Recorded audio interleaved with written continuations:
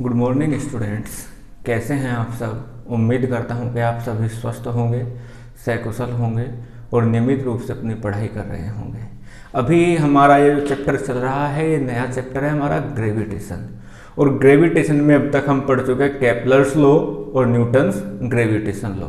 और gravitation law में हमने जाना है कि इस यूनिवर्स में कोई भी दो ऑब्जेक्ट हो, वो दोनों एक दूसरे को अट्रैक्ट करते हैं, यानी कि उनके बीच में एक अट्रैक्टिव फोर्स होता है। और वो फोर्स कैसे कैलकुलेट कर सकते हैं, इसी के लिए हमने पढ़ा है न्यूटन्स ग्रेविटेशनल लॉ, जिसमें न्यूटन्स ने बताया है कि किन्हीं भी दो ऑब्जेक्ट के बीच में जो अट्रैक्टिव ग्रेविटेशनल फोर्स होगा वो उन दोनों ऑब्जेक्ट के मास के प्रोडक्ट के डायरेक्टली प्रोपोर्शनल होगा और उनके बीच की डिस्टेंस के स्क्वायर के इन्वर्सली प्रोपोर्शनल होगा।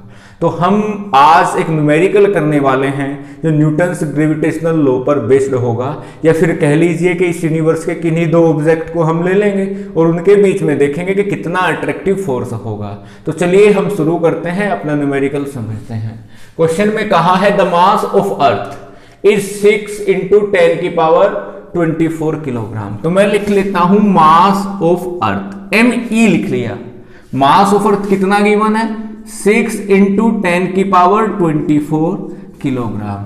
And that of the mass is the moon is 7.4 × 10⁻22, यानी कि हमें मून का मास भी गिवन है।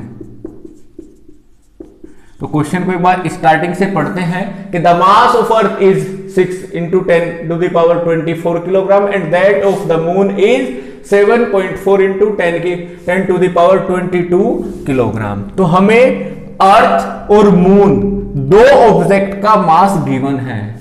इसके बाद क्या दिया हुआ है, if the distance between earth and moon, distance हमें दिया हुआ है अर्थ और मून के बीच का, कितना 3.85 × 10⁵ किलोमीटर।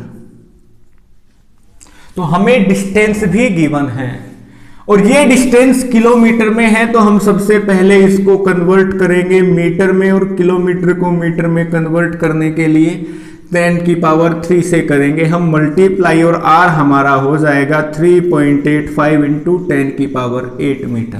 तो अभी तक हमने जान लिया है कि क्वेश्चन में हमें दो ऑब्जेक्ट का मास और उनके बीच की डिस्टेंस मिल गई है। इसके लिए एक छोटा सा डायग्राम बनाते हैं। मैंने मान लिया ये है मून और ये है अर्थ। इसका मास हमने ME माना है, इसका मास MM माना है, और ये इनके बीच की डिस्टेंस दे रखी है भाई साहब ने क्वेश्चन में। R जिसको हमने माना है वो है 3.85 × 10⁵ किलोमीटर। तो किलोमीटर को हमने मीटर में कन्वर्ट कर लिया। तो यहां हमें तीनों वैल्यू पता चल गई। क्वेश्चन में पूछा क्या है कि calculate the force exerted by the earth on the moon, कि अर्थ उस मून पर कितना अट्रैक्टिव फोर्स लगाएगी, वो पूछा है। तो न्यूटन्स लॉ में हम पढ़ चुके हैं F = क्या होता है, G m1m2/r²। G gravitational constant है, यूनिवर्सल ग्रेविटेशनल कांस्टेंट, इसकी वैल्यू 6.67 × 10⁻11।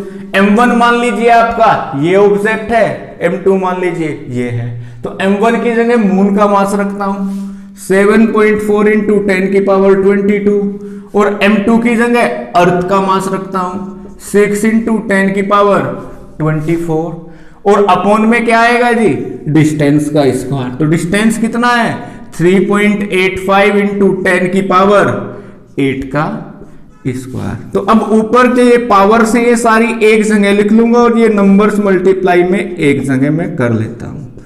ये 6.67, 7.4 और 6 इनको मल्टीप्लाई में एक साथ लिख लिया। और फिर यहां देखा कि 10 की माइनस में पावर तो है 11, 10 की माइनस में पावर हो गई 11, और प्लस में कितनी हो गई 22 और 24, यानी कि 46, और अपोन में है इसका स्क्वायर। तो 3.85 की हम कर देंगे 2 बार मल्टीप्लाई, और 10⁸ का स्क्वायर हो जाएगा 10⁻16, और ये 16 पावर जब ऊपर जाएंगी तो ऊपर जाके कैसे हो जाएंगे, उससे पहले हम क्या करते हैं मल्टीप्लाई कर लेते हैं। मैं कर लेता हूं ये मल्टीप्लाई 7.4 की और 6 की, तो ये आ जाएगी 44.4 इंटू 10 की पावर, ये नीचे 16 है ऊपर जाके माइनस की, तो माइनस की 11 पहले से, और ये तो ये हो जाएगी 10 की पावर -27 और 10 की पावर 46 अपोन में 3.85 इंटू 3.85, तो 3.85 और 3.85 की मल्टीप्लाई आ जाएगी 14.8225। अब यहां पर मैं सोल्व करता हूं इसको। f इक्वल्स टू ऊपर कितना हो गया 6.67 इंटू 44.4 इंटू 10 की पावर प्लस के 46 माइनस की 27, तो -19 अपॉन 14.8225। अब ऊपर मल्टीप्लाई करता हूं 6.67 और 4.48, तो ये आ जाएगी 296.148 अपॉन 14.8225 इंटू 10 की पावर सॉरी +19 हो जाएंगी, क्योंकि प्लस वाली पावर ज्यादा है 46। अब जब हम इसको डिवाइड करेंगे तो ये आ जाएगा 19.979 इंटू 10 की पावर 19। तो ये अप्रोक्स कितना है, हम इसको 20 लिख सकते हैं, तो 20 इंटू 10 की पावर 19, या फिर कह लीजिए डेसिमल यहां पर है, एक प्लेस पर डेसिमल लगाइए, एफ आ जाएगा 2 इंटू 10 की पावर 20 न्यूटन। तो अर्थ और मून के बीच में इतना अट्रैक्टिव फोर्स अप्लाई होता है। उम्मीद करता हूं कि आप इस न्यूमेरिकल को समझ पाए होंगे और आप इसी तरीके से कोई भी न्यूमेरिकल यदि आपको दे दिया जाएगा आप उसको इजीली सोल्व कर सकते हैं। तो आज इस वीडियो में इतना ही। उम्मीद करता हूं कि आप समझ पाए होंगे और साथ ही साथ अपनी एक्सरसाइज से भी आप क्वेश्चन सोल्व कर सकते हैं। Thank you everyone.